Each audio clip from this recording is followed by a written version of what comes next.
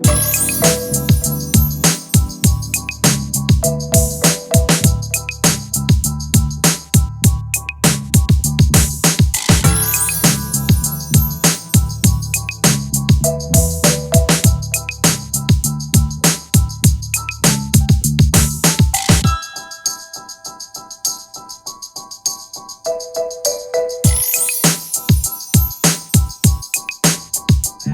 never broke into the Asian realm myself.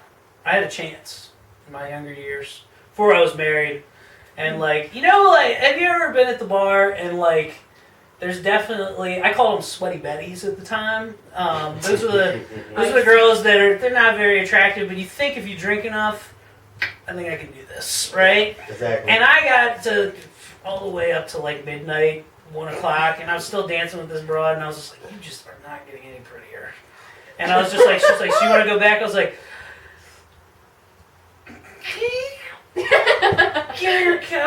I'll take your number. I'll give you a ring right after this. And I was like, even in the car, I was just like, just to give you context of how bad she was, just looking wise, it was like the only reason I wanted to do it was just to cross Asian off my list. I was just like, wham! I conquered most races here. I'm good. Asian is still a very big one though, and it's subcategories. I had this completely untapped film right here, and I was like, oh, I think she's Chinese. I'm gonna cross off a big one right here, but. No, I think I'm just gonna jerk off and smoke weed. Like, it just seemed like a better, more viable option that night. Have you crossed elderly off the list? Like, ooh, she's 75. No, because luckily I had good advice. My dad told me, he was just like, "Don't fuck older broads. You got the rest of your life to do that." I was just like, he's like, you can bang older broads when you're older. It's easy. But then if you don't have the budget for condoms, like you don't have to worry about getting her pregnant because she's like 80, so I was just like, it's a lot easier. I was just, it's called the, let me just take a menopause real quick. Slide it right back on there. I hate when guys, like, when they bang ugly chicks and their excuse is, oh, it beats jerking off. No, it doesn't.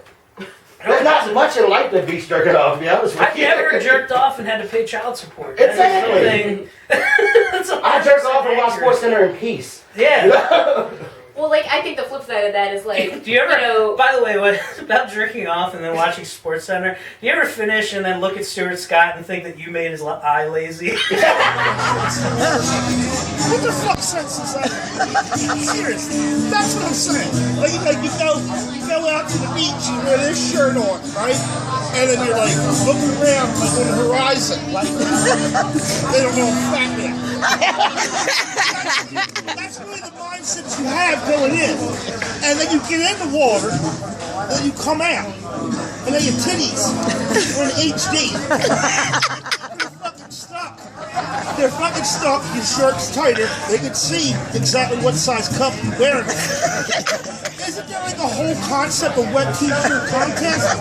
They find titties sexy and nipple, right? What the fuck point of that is? And then you get in the water, and then my theory is you get real low into the water. You always gotta I mean, ocean shit, like you're just crouching down.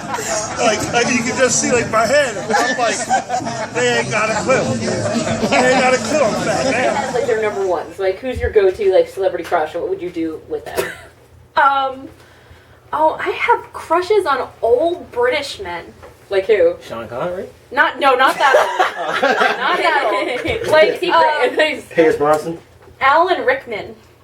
Okay. Bad guy from the original Die Hard. You went back. You're like, oh, Hans Gruber. It's all Professor Snape, baby. All Professor Snape. Imagining him bending me over in potions class.